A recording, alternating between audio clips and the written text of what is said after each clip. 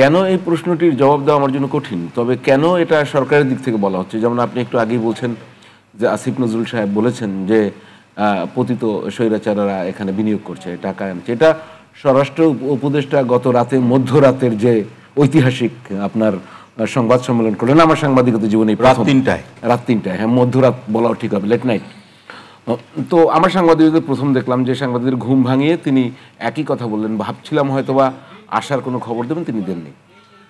যে জিনিসটা হচ্ছে যে আমি কারণটায় পরে বিশ্লেষণে যাই, এই ধরনের বক্তব্য কি হয়, মানে আমরা কি চাই নাকি শেখ হাসিনা শাসন করুক এই দেশে আবার, কিন্তু তারা কি সেই ল্যাঙ্গুয়েজে কথা কেন বলছেন? আমরা অতীতে দেখছি, আমি কখনোই কম্পেয়ার করি না এটাকে, আমি বলি আপনার সবসময় স্টকহোম সিনড্রোম, যে আগেরটাই ভালো ছিল, এক ধরনের মানুষের মানসিকতা আছে।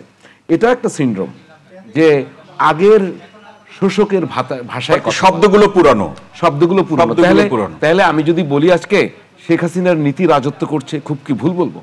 এই স্টাইলের কথাগুলো আমি পছন্দ করি না ব্যক্তিগতভাবে, মানুষও শুনতে। এখন ধরেন যদি আওয়ামী লীগের পতিত আওয়ামী লীগের সেই সমস্ত সন্ত্রাসী গ্রুপকে অর্থায়ন করে আপনার যদি এখানে এই আইন শৃঙ্খলা পরিস্থিতির অবনতি ঘটানো হয়, আসিফ নজরুল সাহেব এবং স্বরাষ্ট্র উপদেষ্টা যে কথাটা বলেছেন, তো তাদেরকে চিহ্নিত করে গ্রেপ্তারের জন্যই তো আপনাদের এখানে বসানো হয়েছে। এই দায় দেওয়ার জন্য, অর্থাৎ এক ধরনের আরেকজনের ঘাড়ে চাপিয়ে দেওয়ার জন্য আপনাদেরকে বসানো হয়নি। এটি কিন্তু আরো আগেও বলেছে, এমন না যে 6 মাস পরে সেই প্রথম বললেন, আগেও কিন্তু বিভিন্ন ঘটনা। এই যে দায় চাপানোর প্রসঙ্গ হারুন ভাই, যেটা আপনি বললেন যে বিগত সরকারের অনেকেই দেশে টাকা এনে অস্থির অবস্থা সৃষ্টি করার চেষ্টা করেছেন, এখন প্রসঙ্গ হলো এখন যে বাস্তবতা, গণঅভ্যুত্থানের পরিবর্তিত পরিস্থিতিতে এই দায় যদি যেদিকে চাপানো হোক, মানুষ সেটি কিভাবে গ্রহণ করবে?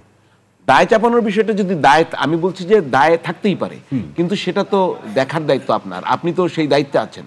এখন সাধারণ মানুষ যেটা বলে, ওই যে আমি একটু আগেই বললাম যে তারাও যা বলতো এরাও তো তাই বলে, তাহলে আমি পরিবর্তনটা কোথায় পেলাম?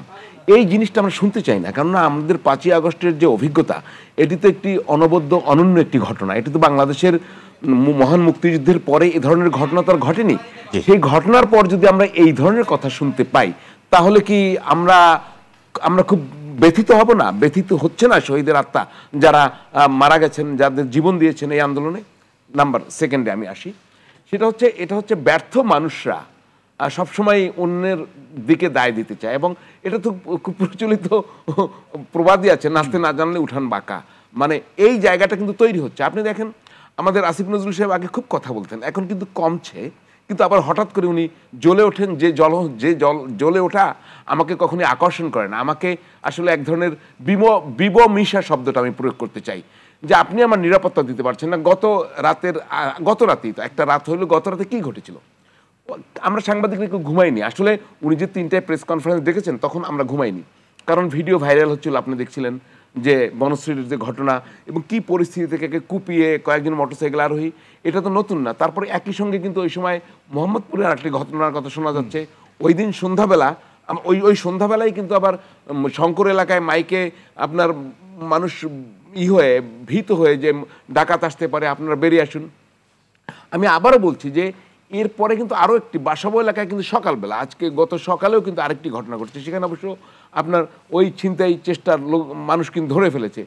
ওই রাতেই কিন্তু মান্ডা এলাকার একটা ঘটনা ঘটেছে, অর্থাৎ একই রাতে অনেকগুলো ঘটনা। আমি একদিন একটা কথা বলছিলাম, গুজবের রাত, গজবের রাত।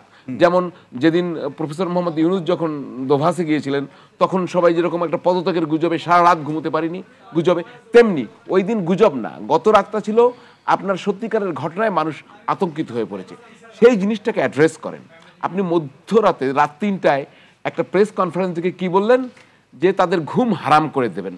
তো ঘুম হারাম করে দেবেন, আমাদের ঘুম তো হারাম করে দিয়েছে, তো আপনি কি করছেন? আমাদের মানে কি সাধারণ মানুষ ঘুমাতে পারছে না নিরাপত্তা সংকটের এই কারণে? সেটি অবশ্যই সাধারণ মানুষ ঘুমাতে পারছে না। আপনি যদি নিজেই প্রশ্ন করেন, যেমন আগে আমি ধরেন, আগে মানে কি, আগে বলতে আমি আমার জায়গার কথা বলছি, যে আমি কিন্তু রাত 3টায় বের হয়ে যেতাম। আমার বাসাটা কলাবাগান এলাকায়, যে কোনো প্রয়োজনে আমি ল্যাব এইডের সামনে চলে যেতাম, আপনার স্কয়ার হাসপাতালের সামনে চলে যেতাম, আমি কোনো ভয় পেতাম না। কিন্তু এখন আমি ভয় পাই। মানুষের ভিতরে নিরাপত্তা সেন্সটা যখন আপনি নিয়ে নেবেন, দুটো জিনিস এখানে ঘটে। একটা হচ্ছে ঘটনা তো ঘটছে, আর একটা হচ্ছে মানুষের ভিতরে সে নিরাপত্তার অভাব বোধ করছে। এটি যখন তৈরি হয়, এটা কিন্তু ব্যাক করাইতে অনেক বেশি সময় লাগবে, আপনাকে বেশি সময় লাগবে। আরেকটা জিনিস আমি শেষ করি, যে পুলিশের যে নৈতিক জায়গাটা, সেটির উত্থান আমরা ঘটাতে পারছি না, যার ফলে কিন্তু আপনি অপারেশনগুলো ঠিক মতো দেখতে পাচ্ছেন। জি হারুন ভাই, অসংখ্য ধন্যবাদ।